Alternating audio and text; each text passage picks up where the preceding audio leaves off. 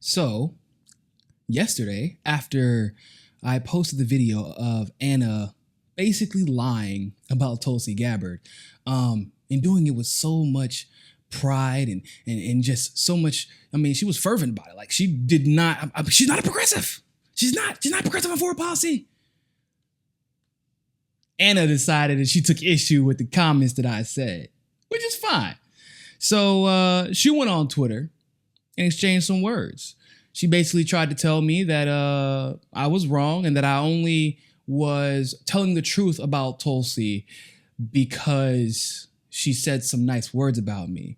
But if anybody who's been following the show and anybody who's been paying attention knows, it's not like I've said anything factually wrong about Tulsi. One.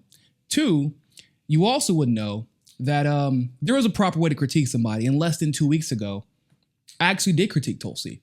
And guess what? She still said that we still have important things to talk about on this show. Because we do. And there's a difference between critiquing someone in bad faith while telling the truth and attacking someone out of, once again, jealousy. And if anybody wants to know what I mean by jealousy, well, let's just take the facts on face, right?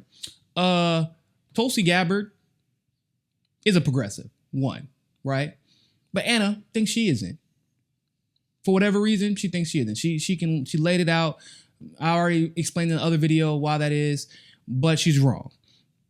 But it's interesting to me because not only, once again, I mean, they invited Tulsi on the show, but after they've basically smeared her using mainstream media neoliberal smears, I wouldn't want to have to go on and deal with another MSNBC situation if I was Tulsi either. Why would I give them the satisfaction of that?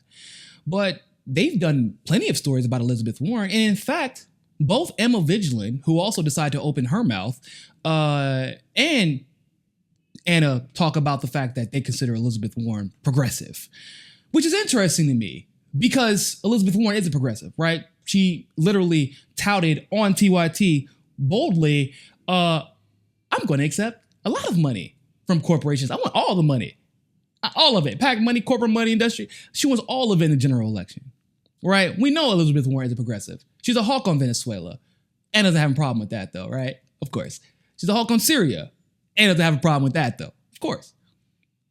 But Ana loves and rarely critiques, legitimately, Elizabeth Warren, but she has an irrational disdain for Tulsi Gabbard, who is not a hawk on Venezuela, who isn't a hawk on Venezuela or in any other war for that, who has clarified all the stances that Ana supposedly had a problem with, which once again was a result of mainstream smears. But Ana has disdain for Tulsi Gabbard, but loves Elizabeth Warren. How much rational sense does that make? How can you dare say that Tulsi Gabbard, who doesn't take any corporate money, who damn near has an identical domestic platform as Bernie, but is even better in some aspects than Bernie on domestic policies, and is better than everyone, bar none, on foreign policy? I'm just trying to understand. What else do you call that? So take it as you want. The facts speak for themselves. And so, of course, I challenge Ana, because I'm not into the bickering back and forth.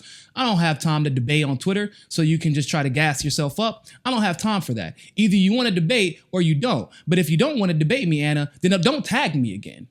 Don't tag me like, what, you think your subscribers? Ask Jordan Sheridan how that went for him last time he decided to think that his subscribers were going to gang up on me and my colleagues. Like, we don't know, like, we don't speak facts. So you can keep bringing them on over here, and they're going to keep doing research on my videos, and they're going to find out that Niko House, pat myself on the back a little bit here, because I know where we came from. We started from the bottom, and now we here.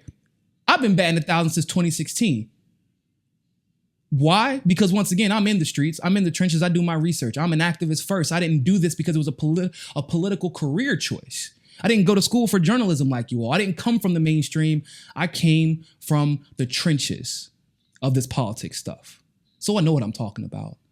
And once again, Ana, you haven't been right since 2016. You weren't right about Hillary. You haven't even talked about Jill Stein and the magnificent election justice reform that she has won via her court cases. You were abysmally wrong about Russiagate.